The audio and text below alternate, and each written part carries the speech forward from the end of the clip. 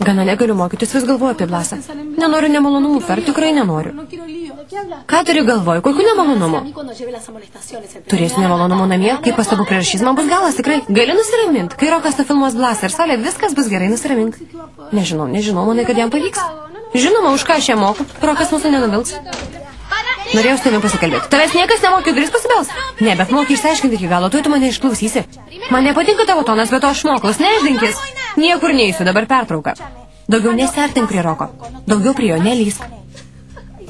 Kodėl sugalvoji paprašyti? Kodėl? Jeigu neklausysi, dantukų nesurinksi.